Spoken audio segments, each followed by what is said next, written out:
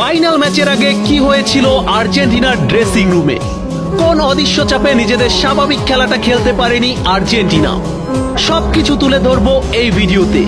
তাই অনুরোধ করব ভিডিওটি শুরু থেকে শেষ পর্যন্ত দেখুন।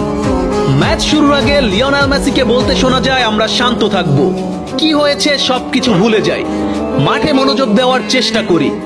ঠিক সেই মুহূর্তে লিসান্দ্রো মার্টিনেজ এবং এনজো ফার্নান্দেজকে কান্না করতে দেখা যায় ড্রেসিং রুমের এক কোনায় দাঁড়িয়ে। আসলে হয়েছিলটা কি, অথবা কি কি হতে পারে? এই ম্যাচে অনেকগুলো অসঙ্গতি দেখা গিয়েছে, সবগুলো তুলে ধরার চেষ্টা করলাম। অসঙ্গতি নাম্বার 1, আর্জেন্টিনার প্রতিটি ম্যাচে বোর্ড প্রেসিডেন্ট তাপিয়া এবং কনমেবল প্রেসিডেন্ট আলেজান্দ্রো ডোমিঙ্গুসকে দেখা গিয়েছে, তবে ফাইনাল ম্যাচে তাদের কাউকে দেখা যায়নি। মেসির বউ, ছেলে, মা, বাবা, আত্মীয় কাউকে দেখা যায়নি ফাইনাল ম্যাচে, যারা আগের ম্যাচগুলোতে মাঠে উপস্থিত ছিলেন। অসঙ্গতি নাম্বার 2, লিসান্দ্রো মার্টিনেজ এবং ক্রিস্টিয়ান রোমেরোর হঠাৎ ইনজুরি এবং ম্যাচে পা দিয়ে রক্ত বের হলো। এই ম্যাচে তাদের খেলার কথা ছিল, কিন্তু হঠাৎ ইনজুরিতে পড়ে মাঠ ছাড়লেন তারা। তখন অবশ্য লিসান্দ্রো মার্টিনেজ এবং ক্রিস্টিয়ান রোমেরোর চোখে মুখে কোনো ইমোশন দেখা যায়নি। অসঙ্গতি নাম্বার 3, 25টি ফাউল করে আর্জেন্টিনার হলুদ কার্ডের সংখ্যা 5টি এবং লাল কার্ড 1টি। স্পেন 21টি ফাউলের পরিবর্তে একটিও কার্ড দেখেনি। অসঙ্গতি নাম্বার 4, প্রচুর মিসপাস এবং ভুল করা ম্যাচের অনেক জায়গায়।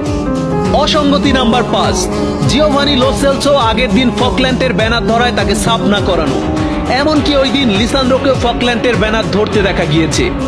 আমার দৃষ্টিতে এটাই ছিল আর্জেন্টিনার ম্যাচ হারার মূল কারণ। এখানে আর্জেন্টিনা রাজনীতির শিকার।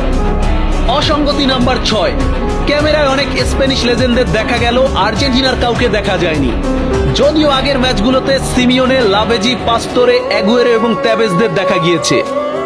অসঙ্গতি নাম্বার 7, এনজো ফার্নান্দেসের হলুদ কার্ড ছিল রেফারির সাথে বাগবিতণ্ডার জেরে, যেখানে এনজো ফার্নান্দেস নিজেই ফাউলের শিকার হয়েছিলেন। অসঙ্গতি নাম্বার 8, ইউরোপিয়ান রেফারি দিয়ে ম্যাচ পরিচালনা করা, যার অধীনে আর্জেন্টিনা এর আগে কখনো ম্যাচ জেতেনি। অসঙ্গতি নাম্বার 9, স্কালোনির ম্যাচ শেষে এভাবে ভেঙে পড়া, বাচ্চাদের মতো কান্না করে সবার উদ্দেশ্যে সরি বলা।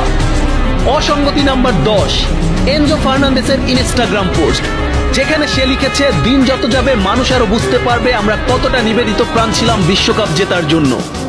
অসঙ্গতি নাম্বার 11, স্কালোনির বাড়ি বা বাসস্থান কিন্তু স্পেনে, তার বউ এবং সন্তানদের কি সিকিউরিটির অভাব ছিল এই ম্যাচের জন্য? অসঙ্গতি নাম্বার 12, লিওনেল স্কালোনি ম্যাচ শেষে প্রেস কনফারেন্সে বলেছে, ফাইনালের আগে যে জিনিসগুলোর সম্মুখীন হয়েছে তার জন্য সে অনেক হতাশ। তাহলে কি হয়েছিল বিশ্বকাপের ফাইনালে? অসঙ্গতি নাম্বার 13, পারেদেসের মারামারি অতামেন্ডির খেপে যাওয়া রদ্রির উপর। অসঙ্গতি নাম্বার